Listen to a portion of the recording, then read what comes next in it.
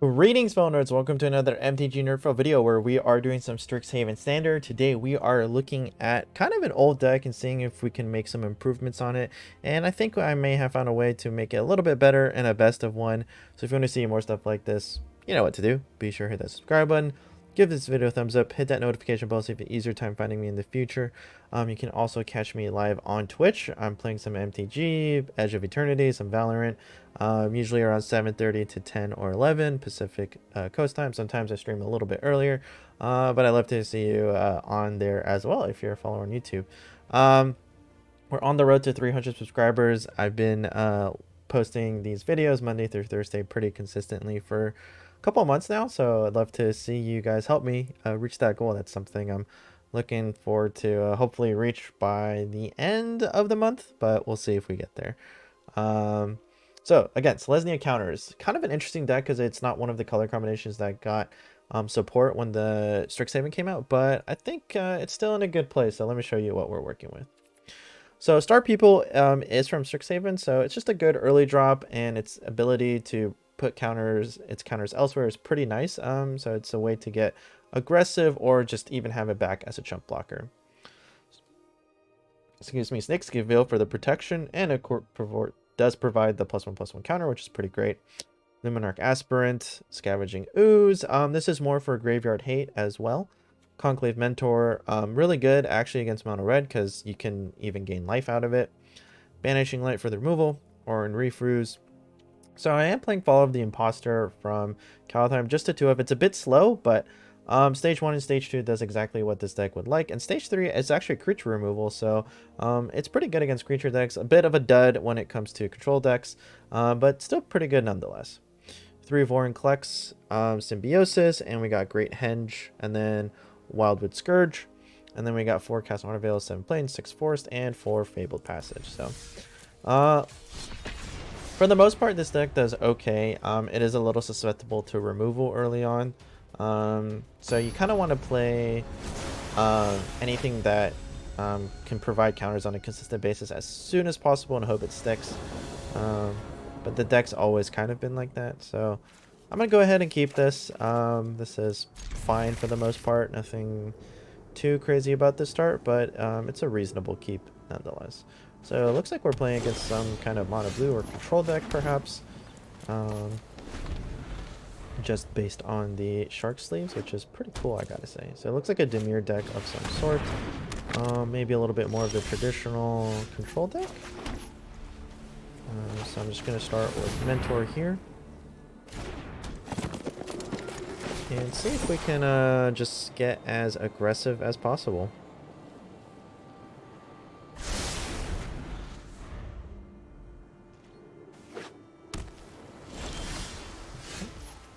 Been drawing a land, so we've drawn a land for 3 turns in a row, which is fine because we do have the Vorinclex. It's not something I would have expected, but it's fine either way.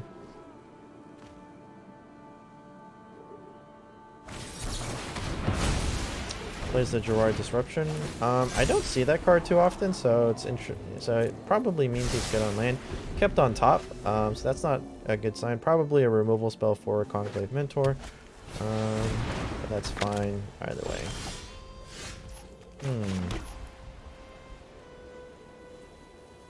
Okay, I'm gonna go ahead and attack here.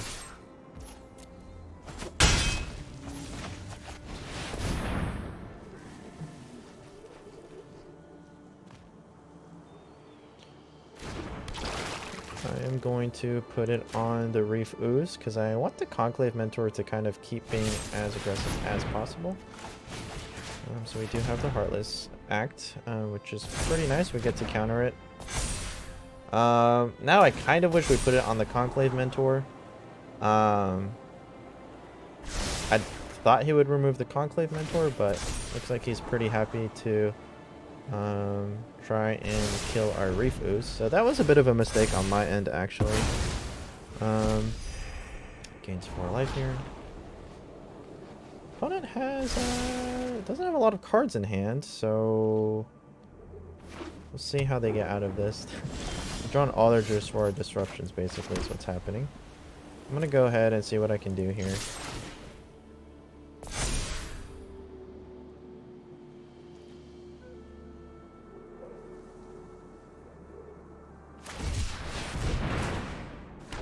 Okay, this makes sense. He wants to...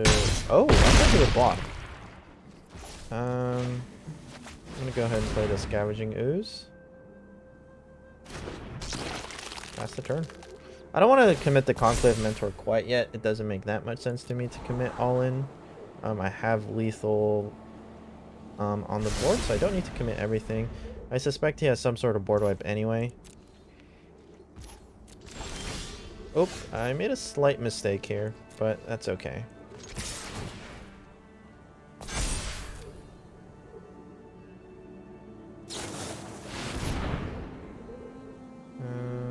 Okay, that's fine.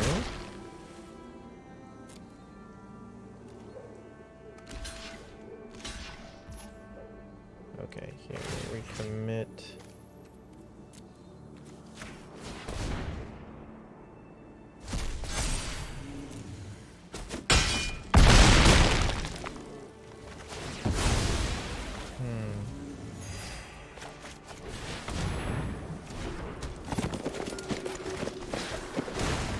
Okay, so I want to hold the Vortex Black. So this is actually, like, it's super tempting to play all this stuff, but the Great Shark was an example of how being patient is a little bit better. So he probably there's a good chance he has another one in hand, right? So being patient, I think, is totally okay here. Now, I could be wrong, but we're still doing plenty of damage on the board. Yeah, there you go. So it's good to just play a little bit more patiently. Again, I was a little surprised. This deck does struggle against control. I think our opponent just ran out of gas. Maze Mind Tomes, of course, are good, but they're not necessarily always the... I think Omen of the Sea probably would have been a bit better, which he probably does play, but... somehow we managed to cinch it out, so pretty happy with that result. It's also important to know, like, when to slow down against control. That's a pretty big deal. So we got a victory in there. I'll take it. So this is pretty common. Oh, by the way, of course, if you're new to this channel, I always find myself playing from behind. We're going second again, and I'm usually color screwed. So the answer is, do I keep this? And the answer is, unfortunately, no. I don't think drawing Fable Passage and Forest is something I can rely on. This is just as bad, to be quite honest, but mulliganing to 5 is a for sure way to lose. So we're not going to do that either. So it looks like we're playing against the cat deck. That's pretty cool, actually. I have not seen a cat deck in quite some time. So... I like what I'm seeing, to be quite honest. I think that's pretty cool. I actually should have started with the Cast Autoville Trap, so that was a bit of a mistake. So that might come and cost me. Okay. Sure, we'll play the Ooze. I don't have an issue playing the Ooze. We're not in the worst space, we're not in the best space.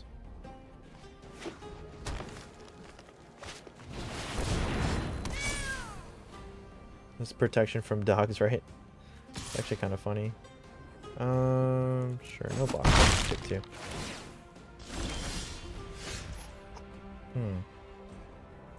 Well, this makes sense to get a Plains.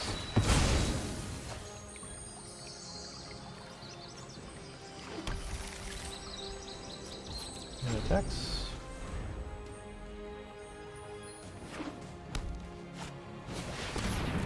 Bronze Hard Lion, very nice.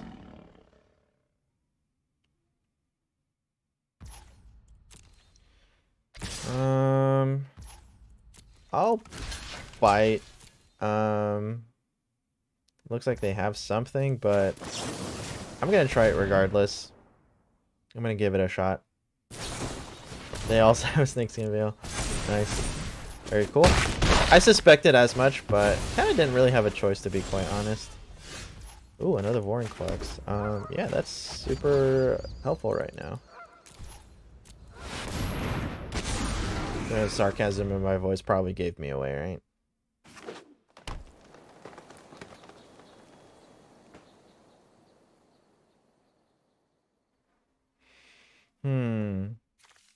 I did not expect a double Vorinclex start. I put Vorinclex in here for more of the late game kind of situation, not the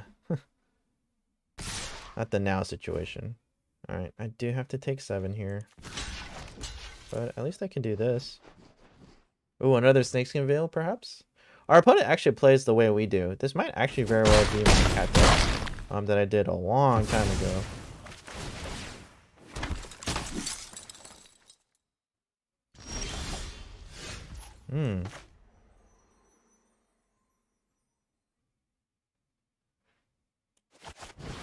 Actually not bad.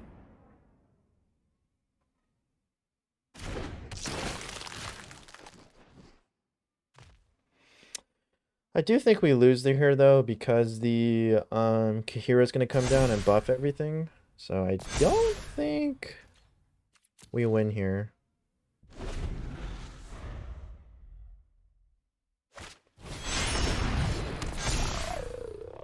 Yep, I do believe this is game. I'm gonna go ahead and scoop here. So, again, it's good to see what happens when you're playing from behind. I used to keep track of everything, but right now I'm okay since I'm in Mythic.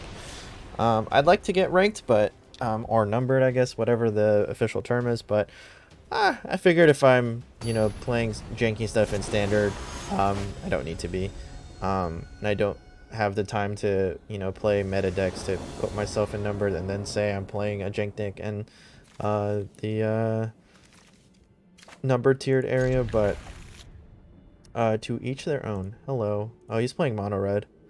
I always oh, a Winota deck. Okay. So Winota and mono red people usually start with hello. They have a card sleeve to kind of flex on you. I'm not super worried, to be quite honest. I mean, you do you. Play Winota if you want. I've actually got a more fun version of Winota coming up this week, so if you want to check that out, be sure to subscribe. Be sure to like the video. All that good stuff, because I think you're in for a treat. Doing a little bit. Here comes the Skyclave Apparition. Oh, it's actually the Glass Casket. Oh, wait, this one kind of plays the way I do. Is this my deck? I know I came up with a version of Winota that's pretty similar. This might be my version. Okay. So we're gonna play the Reefers here. Probably a Winota comes in, which is not like the worst. Just because we can block the dog pretty comfortably. Looks like he wants to remove a Skyclave Apparition. Yep, this is a typical Winota traditional deck. I think our deck does okay. That's not the worst. It's not the best. Great Henge, sure. Would have been useful if I hadn't had all my stuff removed, that's for sure.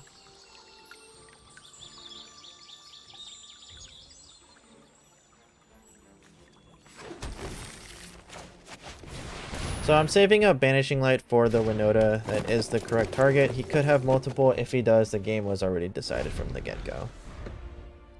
Which I'm not too bummed out about because, you know, I understand. You want to win, you want to do cool stuff.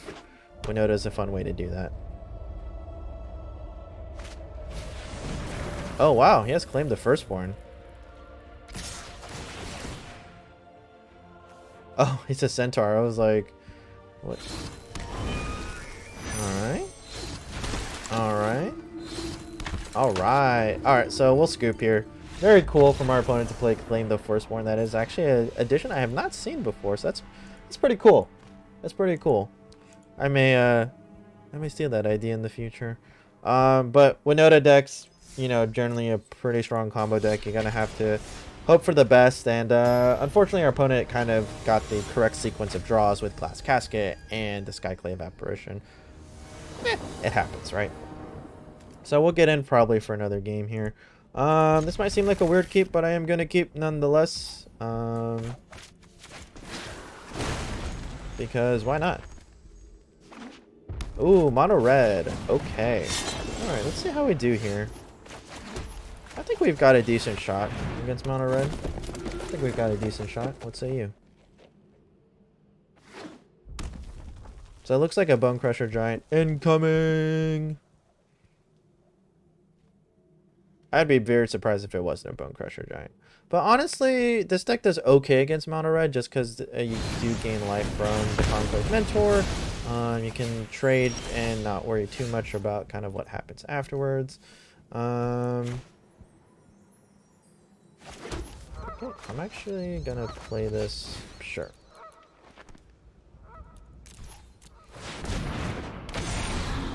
If we don't draw another creature, then we lose, which could be the very sequence of cards that we're getting right now, which means we didn't really have much of a chance anyway. Robber of the Rich. I'm happy to trade with Robber of the Rich, to be quite honest. Okay, I don't think I was getting Great Henge anytime soon, so that's fine. Perfect. Another land. That's exactly what I wanted, deck. So today's just one of those days where I'm not going to be doing super well, just based on the sequence of draws, and not much I can do about that, unfortunately. I'm just gonna have to try my best and hold out as long as I can.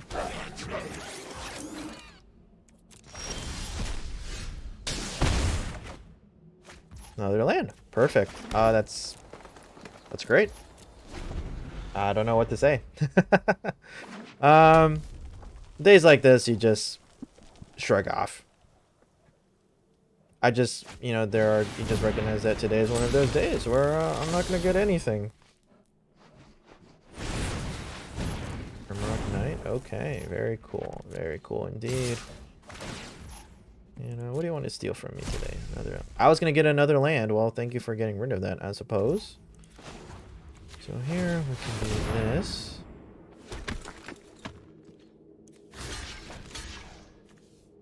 Block there.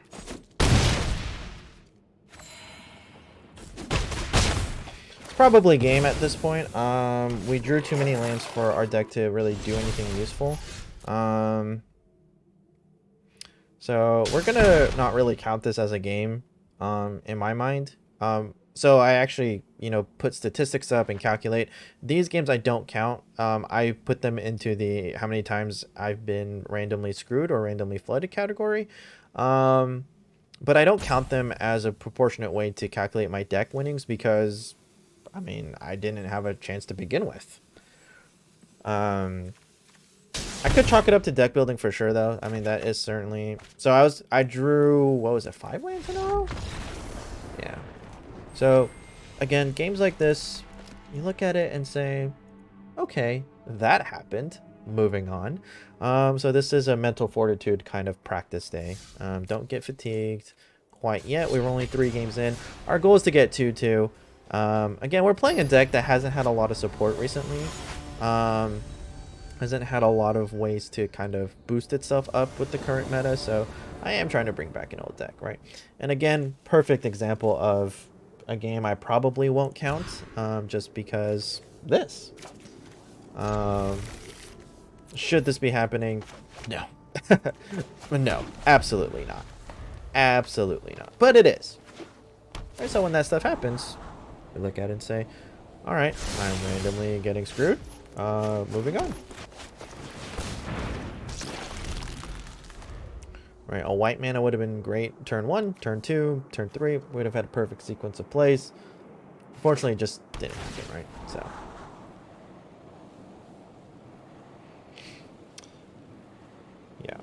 Yeah. So, games like this, they're not going to count. I'm actually tempted to scoop right away and try to show you guys a real game. I'm going to show you guys a real game here. It's just one of those days, really. It's nothing. There's nothing really unspecial or special about what's happening. It's just one of those days.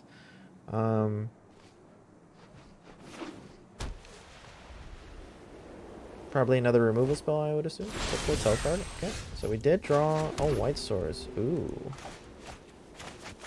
how fascinating. Is it too late? It depends what our opponent does. I would suspect it is, but there you go. There's your answer. The answer is yes. We didn't get enough damage to apply enough pressure. Actually playing Mardu. So we'll probably scoop here. I'll play it out just a little bit longer, but I do not have my sights set on victory. Yeah, we're all out of cards too. Even if Warnclex wouldn't matter at this point. Oh my goodness. Yep, we are a screwed. Yeah, we would need a Banishing Light, I suppose, would help. But it was far too late to apply any sort of pressure that would be meaningful at this point. So we're gonna... I mean, he just takes this. There's no reason for him to block.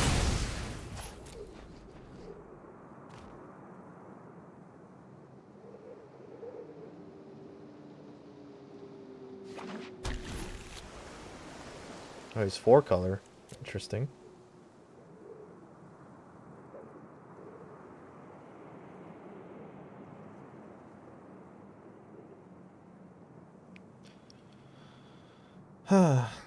We're gonna lose to a 4-color deck.